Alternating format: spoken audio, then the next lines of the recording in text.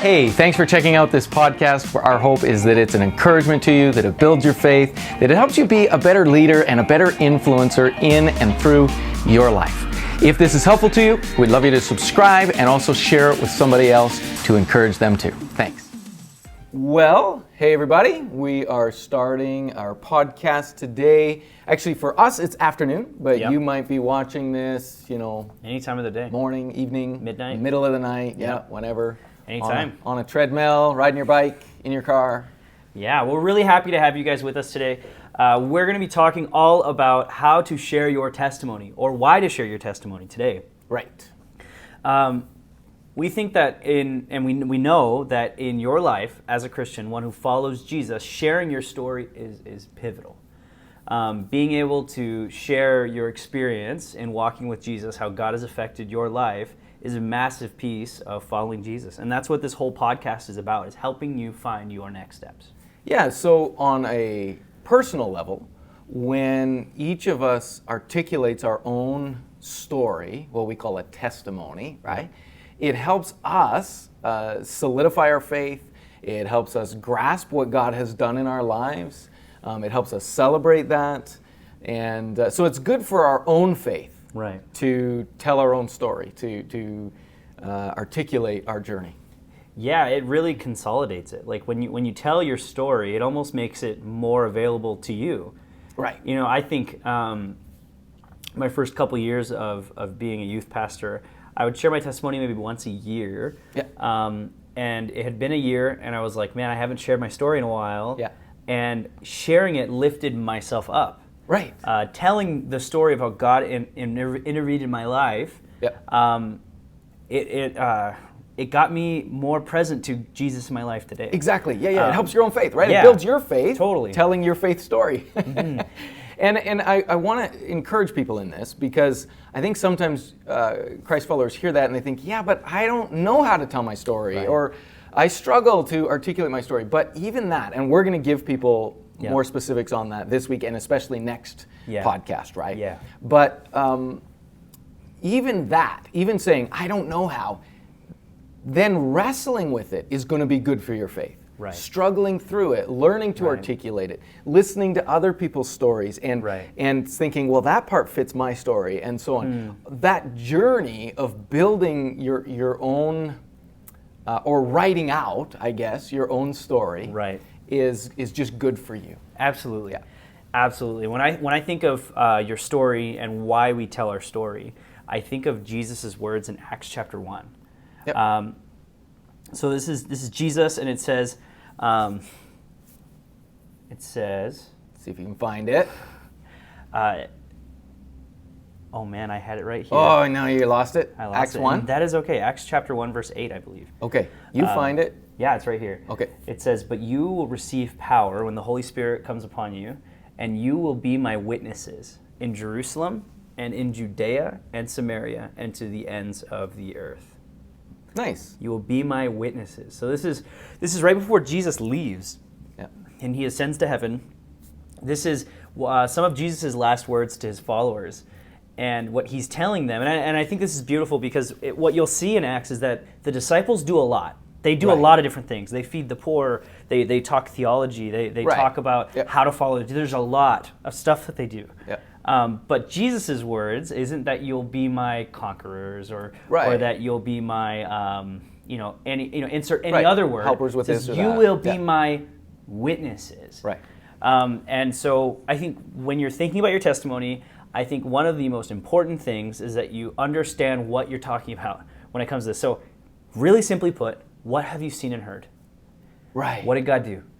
Because that's what a witness tells. Yeah. A witness is somebody who encountered something. Yep. And then they explain, how did you put it? What you have seen and heard. So if you were in a courtroom, and let's say you were on the side of the street and there was a car accident and there was horrific stuff happening. Sure. They'd call you on the stand and they'd ask you questions about what happened. Yeah. But you wouldn't have to present like this super lofty theological Right, argument. yeah, you don't think, what am I supposed to say here? No, no. What does the lawyer want me to say here? No. You're just giving your own what did you see? account. What did you hear? Yeah. And you just talk about your experience. Yeah. And in the same way, Jesus is telling us we will be his witnesses everywhere. Right. Everywhere. So we'll talk about what we've seen and heard. So in 1 John chapter 1, he actually starts the book that way, and it's one of my favorite passages in all the Bible. Wow. But he just says, that which we have seen and heard. Those are his exact words. Wow. That which we have seen and heard. And then he goes on, that which we have handled, that which we have heard with our own ears, that which we have seen with our own eyes. He just keeps repeating this phrase. I think I counted one time, it's like 12 times that he describes that it's his personal experience, John's personal experience. And he says, that's what we are declaring to you. So we're not declaring to you just some set of teachings. Right. We're not declaring to you just some set of lofty ideas. We're telling you something that we have personally experienced and encountered for ourselves. Absolutely. I love later in Acts. So we start off with Acts, and Jesus is saying, you will be my witnesses from here to Judea, to Samaria, and the ends of the earth. And then later on in chapter 3 and 4, John and Peter are going out. They're talking about the gospel. They're doing these awesome things, saying things, and people are getting saved. People are believing the gospel. And they get some heat. They get arrested because the government didn't like what they were doing. And it says that, It says in chapter 4, the government tells them, stop teaching, stop doing all this stuff, stop talking about this Jesus. Yeah. And what they respond with is this. They respond with, we will not stop telling of what we have seen and heard. Right. How could we? Right. How could we ever stop doing that? Exactly.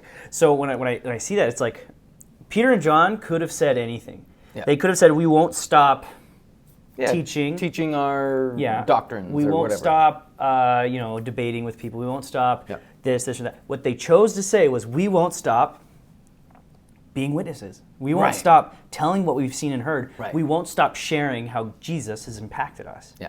And I think that's huge. That is, I think, central to this whole deal is you need to know, the listener, whoever we're talking to right now needs to know that to tell your testimony is as simple as saying what you have seen and heard. Okay, now let's get a little more practical there, because some people might be saying, okay, but I haven't seen Jesus, or I haven't heard Jesus, or what does that actually look like? Right. So this would be what I'm sharing when I share what I've seen and heard, is I'm sharing my experience with Jesus, my experience with the grace of God. Absolutely. And so that looks different for all of us, which is why it's your story, but it might have something to do with your upbringing, how your parents or one of your parents influenced your faith journey. It might be about a moment when you encountered the grace of God. It might be a time when you read scripture or heard someone speak. Totally. Or were beside a stream and you encountered the Spirit of God. Yeah. But it's your experience with God where you encountered His grace, right? His saving work, where you embraced faith. And again, that has nuance to it, and it does. I think a lot of times when people are wrestling with this, and again, we're going to get more into that exact details next week. But I think when people are wrestling with this, they sort of want to know, well, what am I supposed to say, or how is that supposed to look? And we want to be careful about putting too many words in people's mouths, right? Yeah. We want you to think, how would I articulate if I was just telling someone about my own faith journey? And actually, I love to ask non-Christians about their faith journey, right? I just love to ask them, like, so what do you think about Jesus? And have you ever thought of believing in Jesus? Have you ever prayed? And they have testimony. They don't have testimony of encountering the grace of God in a saving way, but they have testimony about moments in their lives where God worked and where they thought maybe there was a God or various things. So that's where we're aiming towards. Totally. That in your own words, you describe how God showed up in your life. Exactly. Yeah. Exactly. And for any of you who might be doubting, saying like, well, my faith journey hasn't been, spectacular enough, or I'm just me. Like, there's no way I could say that. I want you to look at this verse. It's Acts chapter 4, just in that same passage. Yep. In verse 13, it says, when they saw the courage of Peter and John and realized they were unschooled, ordinary men, they were astonished, and they took note Right. that these men had been with Jesus. Yeah. You don't have to have any special degree. Right. You don't have to have been walking with Jesus for a long enough period of time. It's just an honest reflection of like, what has God done in your life? What has God done in your life? And here's what's cool about this. This is why I think this is so important, or one of the reasons why. Right. When you tell me information, that's interesting. Right. When you tell me your journey, that's powerful. Wow. There's a difference there. And this is true in preaching. Like if I was teaching you how to preach, I would say, okay, at the end of your sermon, people will come up and tell you that was an interesting sermon if you do a good job presenting information. But people will come up and tell you that was a powerful sermon if you include specific ways that God has worked in your own life. Right. Right? Right. And so that's why even when we preach truth. We've got concepts and ideas and principles that we are communicating.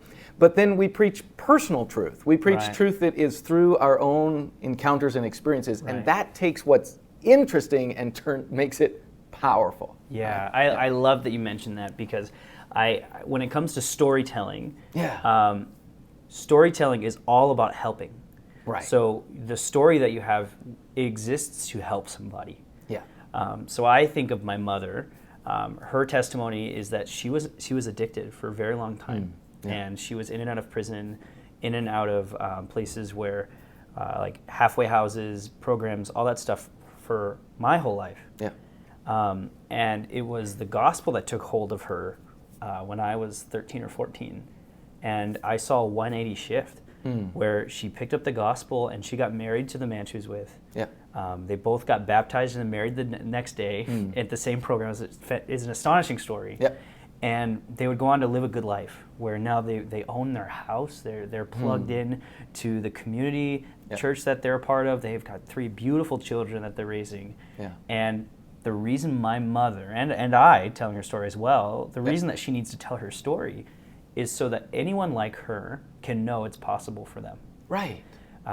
Someone like me can be helped. Right. Is the real thing that you take away with is if God can show up for my mom here, God can show up for me. If God can show up for this person, God can show up for me. Yeah, somehow we believe it's possible in our lives when we hear about it happening in someone else's life. So again, you can hear that it's possible, but when you actually hear about a specific testimony of it, then you're able to move that towards your own heart or in somebody else's heart. You can say, man, I believe that God could do that. Right? Yeah. So, and this is, I think, true in all stages. So not just salvation stories, but your testimony in a whole bunch of areas can help someone get unstuck in a bunch of places. Yeah. I think of, so my wife and I, both of us have childhoods where they weren't quite model childhoods. They were messy, and we were figuring it out. So Winter and I, now that we're raising our kids, we're kind of raising our kids without a net. Like we don't have an experience of it, so we've got to learn from all over the place. Yeah. And Winter and I have been journeying on that, and it's hard. You know, months are harder than others. Yeah. Yeah.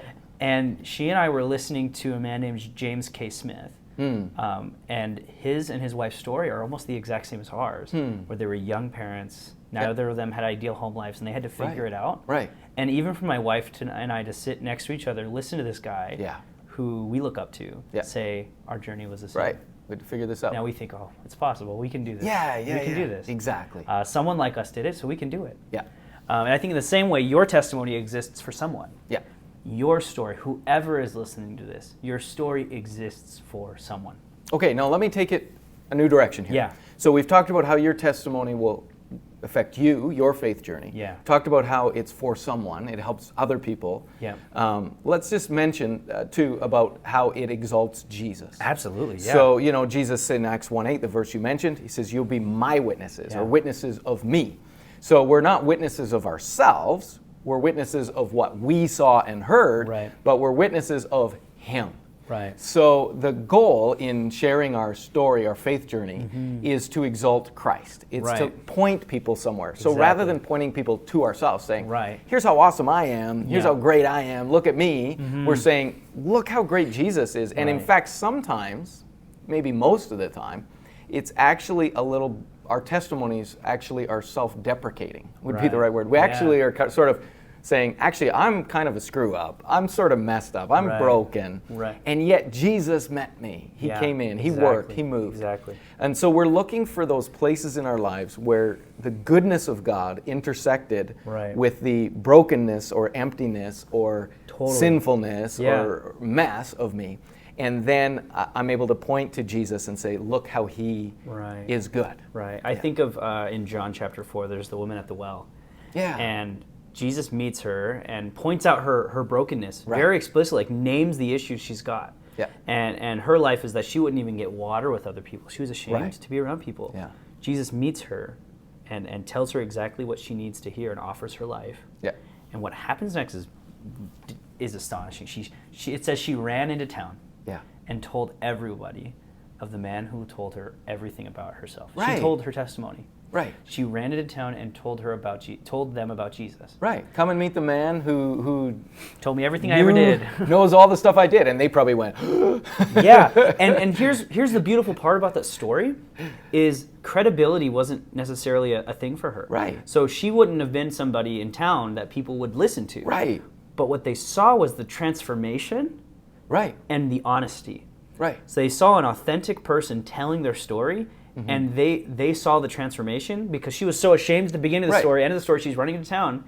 And what happens at the end is all the people in the town are flocking to Jesus. It's so good because sometimes I think we can think, well, I have to be convincing or I have to be an awesome person. Yeah. Like if I was so great and so convincing and so awesome, people would be coming to me and saying, tell me, the truth. And I would tell them the truth, and they would be convinced, and they would now be set free. Right. But it's actually a little different than that. It's more that Jesus is convincing, and Jesus is awesome, and Jesus is good.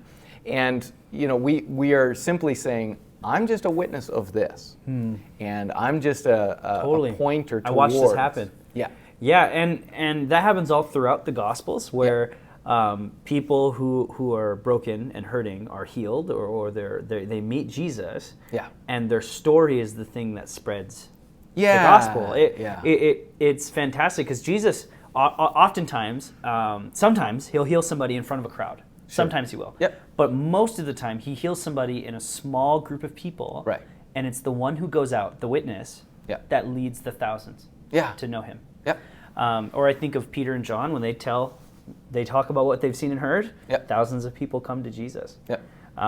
Your story is the grace God has given you to reach other people. Yeah, one of the most beautiful ones in John is a blind man, right? Who Jesus heals this blind man, and then it's on the Sabbath, and the Pharisees are mad about that, and there's all these just crazy interactions, and they're like, so they find this guy who got healed, and they're like, who healed you? And he's like, well, I don't know, I just know this guy came up to me, he healed me.